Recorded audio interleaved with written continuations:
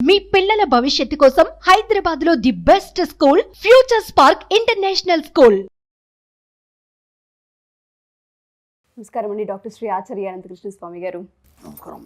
Previous ఎపిసోడ్లో 606 episode మనం చేసినప్పుడు మాట తీరు అని మీరు చెప్పారు. అది చేసే తిప్పలు కావచ్చు, దాని ఇంపాక్ట్ ప్రభావం కావచ్చు, మనుషుల మీద చాలా ఉంటుంటుంది, మన పరిస్థితుల పైన కూడా ఉంటుందన్న విషయం నాకు ఆ ఎపిసోడ్ మీతో మాట్లాడినప్పుడే అర్థమైంది. మాట తీరు అనేది చాలా ఇంపాక్ట్ చూపిస్తూ ఉంటుంది సిచ్యుయేషన్ని. ఎస్పెషల్లీ మన భర్త మన పిల్లల పైన అయితే ఇంకెక్కువగా ఉంటుంది.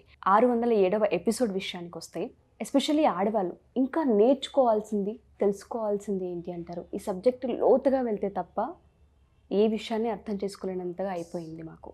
ఎందుకంటే ఇవన్నీ చెప్తున్నప్పుడు అరే తెలియకుండా ఇంత నెగిటివ్ని స్ప్రెడ్ చేసామా, మమ్మల్ని మేము ఇంత కొలాప్స్ చేసుకున్నామా అనిపిస్తుంది నాకు. ప్రతి ఎపిసోడ్ మీతో ఒక వండర్. నేను అన్నీ ఇప్పటికి దగ్గర ఒక 20-30 ఎపిసోడ్స్ మీతో చేస్తున్నాను. అరే ఇవన్నీ ఇంత చిన్న ఎందుకు అసలు అబ్జర్వ్ చేయలేదు, ఇంత చేసుకుంటూ లైఫ్ని ఇక్కడ దాకా ఎందుకు టైం వేస్ట్ చేస్తామన్న పాయింట్ చాలాసార్లు నేను అనుకున్నాను కాబట్టి అడుగుతున్నాను. కానీ అలా చాలామంది ఆడవాళ్ళు ఎంతోమంది ఉన్నారు, తెలుసుకోవాల్సిన అవసరం కూడా ఉంది. సో వాళ్ళకి మనం ఏం చెప్పొచ్చు? ఇంకా మీరు ఇప్పుడు శ్వాస పీల్చుకుంటున్నారు, ఓకే? ఎప్పటి నుంచి పీల్చుకుంటున్నారు? పుట్టినప్పటి నుంచి పీల్చుకున్నాను. ఎప్పుడైనా గమనించారా మీరు శ్వాస పీల్చుకుంటాం? ఒక 10 సెకండ్లు శ్వాస పీల్చుకోవడం గమనించండి మీరు.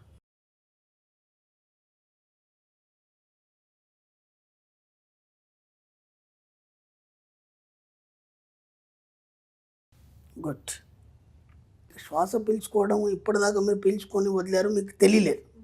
ఇప్పుడు శ్వాస మీద దృష్టి పెట్టినప్పుడు మీకు హార్డ్గా శ్వాస వస్తుందా? లేదు, వస్తుంది. అంటే మీకు తెలియకుండానే అది పనిచేస్తుంది, ఎప్పటి నుంచో పనిచేస్తుంది. మీకు తెలియకుండానే మీ గుండె కొట్టుకోవడం అనేది దాని పని చేసుకుంటుంది, ఓకేనా? మీకు తెలియకుండానే ఇప్పుడు మనం మాట్లాడుకున్న ఇంతసేపట్లో ఒక 100 సార్లు కంట్రపల్లి కొట్టారు మీరు, అవునా కాదా? అంటే మనకు తెలియకుండానే మన సబ్కాన్షియస్ మైండ్ అనేది 24 గంటలు మనతో పనిచేస్తుంది. 24 గంటలు కాదు, 7 జన్మలకు మనతోనే ఉంటుంది. సబ్కాన్షియస్ మైండ్, ఎస్, 7 జన్మలకి మనతోనే ఉంటుంది. అది అర్థమైందా? కానీ ఇది ఎప్పటి నుంచో పనిచేస్తుంది, మనం గమనించలేదు, అంతే సింపుల్గా.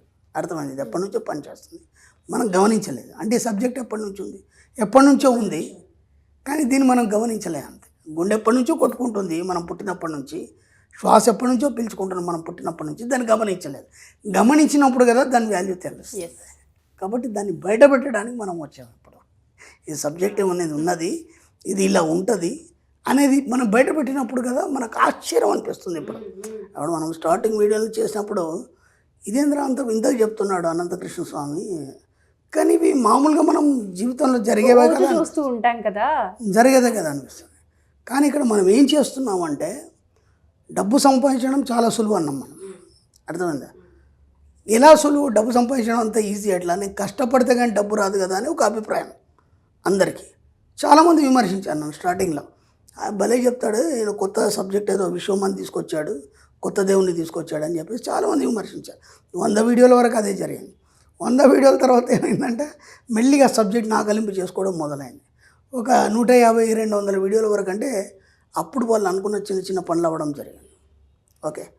ఆ తర్వాత 200 వీడియోల తర్వాత సబ్జెక్ట్లోకి రావడం జరిగింది, అందరూ సబ్జెక్ట్లోకి రావడం. ఇక 300 వీడియో నుంచి సబ్జెక్ట్ అనేది స్టార్ట్ అయింది, అసలు సబ్జెక్ట్.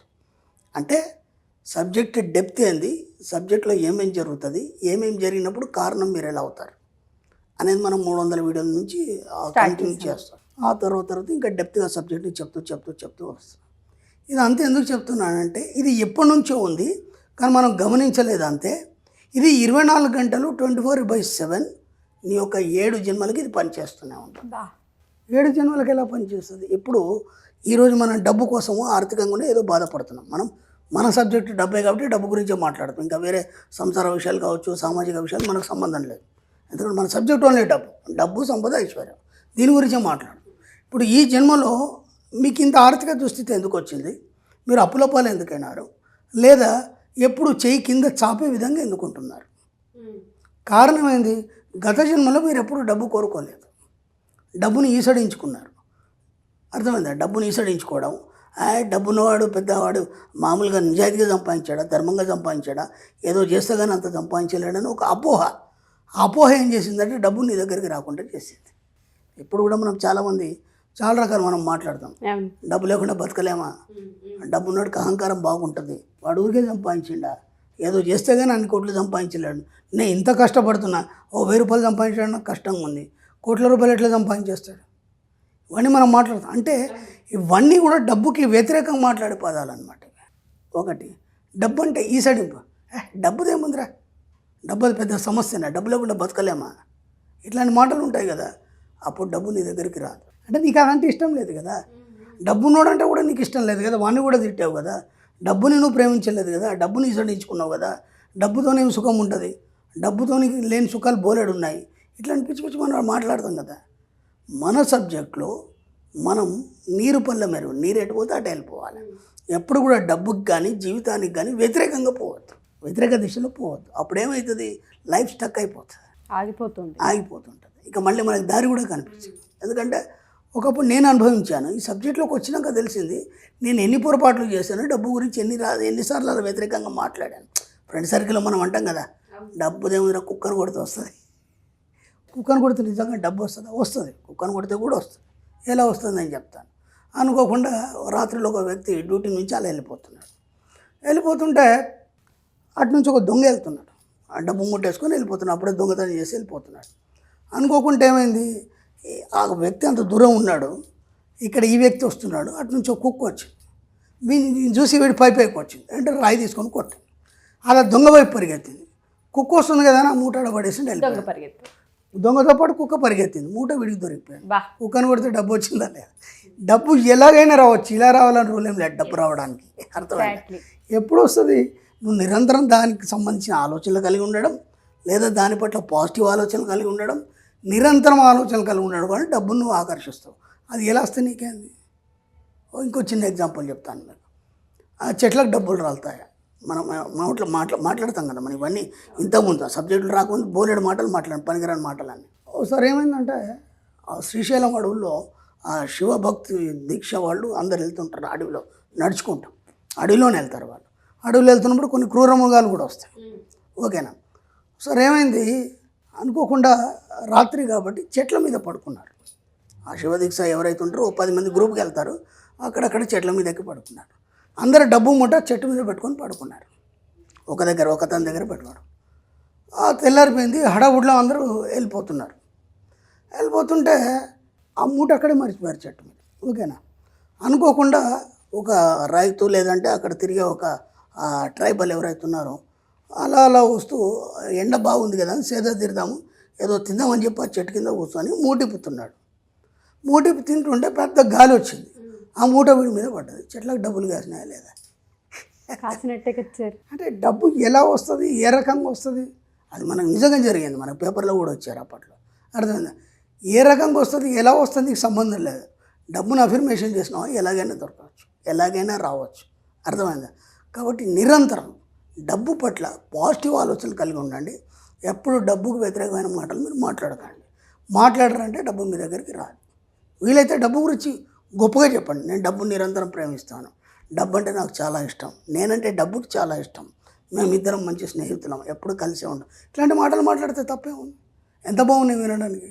ఎప్పుడో పనికిరాని స్నేహితుని పట్టుకొని రోజు సాయంత్రం కూర్చొని బీర్లు అవి తాగకంటే మంచిగా డబ్బును నువ్వు స్నేహం చేసుకో కదా, నిరంతరం నీతోనే ఉంటాడు కదా, నీ అవసరాలన్నీ తీరుస్తాడు కదా.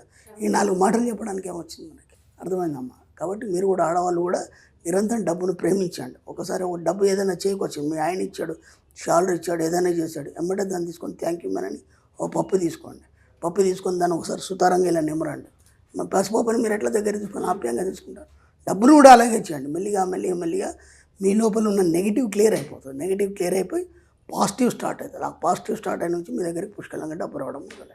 ఓ పసిపిల్లని ఎలా అయితే చూస్తామో డబ్బును కూడా అలా చూడాలని చెప్పారంటే స్వచ్ఛమైన మనసు. ఎందుకు రావట్లేదు మీ దగ్గరికి డబ్బు అంటే చిన్న ఎగ్జాంపుల్ చెప్తాను. ఇప్పటివరకు మీరు నెగిటివ్సే మాట్లాడారు, ఎప్పుడు కూడా లేదు మన దగ్గర ఎందుకు ఉంటుందిలే, ఉన్నోళ్ళ దగ్గర డబ్బు ఉంటుంది, చెత్తబడ్డ దగ్గరనే పడుతుంది, ఇవన్నీ మాట. ఇప్పుడు అవి ఎన్నిసార్లు మాట్లాడారో నాకు తెలియదు. ఓకేనా. ఇప్పుడు దాదాపు 100 సార్లు మీరు మాట్లాడారు అనుకున్నాం నెగటివ్. ఇప్పుడు 101 మీరు పాజిటివ్ మాట్లాడితే ఆ ఒక్కసారి నుంచి స్టార్ట్ అవుతుంది మీకు. కాబట్టి మీరు ఎన్నిసార్లు మాట్లాడారో మీకు ఇప్పుడు తెలియదు కదా. కాబట్టి నిరంతరం డబ్బు గురించి పాజిటివ్ మాట్లాడడం చేయడం వల్ల అంతకుముందు మీరు ఎన్నిసార్లు నెగిటివ్ మాట్లాడారో అదంతా క్లియర్ అయిపోయి ఎప్పుడైతే ఆ సంఖ్యకి ఈ సంఖ్య లెవెల్ అయిపోయి ఒక్క పాయింట్ దాటిందా ఆ మరుక్షణం నుంచి మీ దగ్గరికి డబ్బు రావడం స్టార్ట్ అవుతుంది. ఓకే ఓకే, చాలామంది అది కూడా అడుగుతూ ఉంటుంటారు. సో మనం ఇప్పటివరకు ఎంతైతే నెగిటివిటీలో ఉన్నామో ఫస్ట్ అదంతా తొలగించాలి. ఎప్పుడైతే మనం పాజిటివ్ అఫర్మేషన్స్ చేస్తూ ఉంటుంటామో, పాజిటివ్ మైండ్తో మనం చూస్తూ ఉంటుంటామో, పాజిటివ్నెస్ అనేది పెరిగిపోవాలి. ఇంతకుముందు చేసిన నెగిటివ్ కంటే ఒక్క పాయింట్ పెరిగినా అక్కడ నుంచి అన్ని start. జీవితం రీక్రియేట్ అవుతుంది. వండర్ఫుల్ అందుకోసం సార్. నిరంతరం నా వీడియోలు వినడం కానీ, డబ్బు గురించి ఆలోచించడం కానీ, డబ్బు గురించి అఫర్మేషన్ చేయమని చెప్పారు. ఎప్పుడు స్పెషల్ క్లాసెస్ ఉండబోతున్నాయి, ఎప్పుడు క్లాసెస్కి అటెండ్ అవ్వచ్చు అంటారని దాని డీటెయిల్స్ ఏమైనా చెప్పగలరా? మనకి ఇప్పుడు ఈ ఏప్రిల్ 2024 ఈ నెల ఏప్రిల్ 14 హైదరాబాద్లో ఉంటుందండి రెగ్యులర్ క్లాస్ మళ్ళీ. అలాగే మనకు 2 జూన్ వచ్చి, అంటే ఇప్పుడు జూన్ వరకు మళ్ళీ మనకు రెగ్యులర్ క్లాసెస్ లేవు. ఎందుకంటే మధ్యలో మనకు గోవా సెషన్స్ క్లాస్ ఉంది. మనకి గోవా సెషన్ క్లాస్ మనకు 3 రోజులు ఉంటుందండి. అది మనకి మే 28, 29, 30 ఉంటుంది. ఈ 3 రోజులు సెషన్స్ క్లాస్ గోవాలో ఉంటుంది. మే తర్వాత జూన్లో మనకు మళ్ళీ రెగ్యులర్ క్లాసెస్ ఉంటాయి. ఇప్పుడు మాత్రం ఏప్రిల్లో హైదరాబాద్ రెగ్యులర్ క్లాస్ ఉంది. ఎవ్రీ మంత్ రెగ్యులర్ క్లాస్ ఉంటుంది. మనకి 2 జూన్ వచ్చి విజయవాడలో ఉంటుందండి. అలాగే 9th జూన్ వచ్చి అనంతపూర్లో ఉంటుంది. 23rd జూన్ వచ్చి వైజాగ్లో ఉంటుంది, విశాఖపట్నంలో.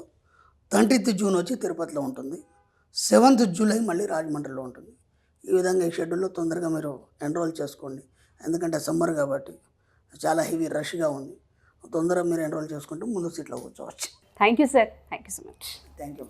సుమన్ టీవీలో మీ పర్సనల్ అండ్ బిజినెస్ ప్రమోషన్స్ కోసం కింది నెంబర్కి కాంటాక్ట్ చేయండి.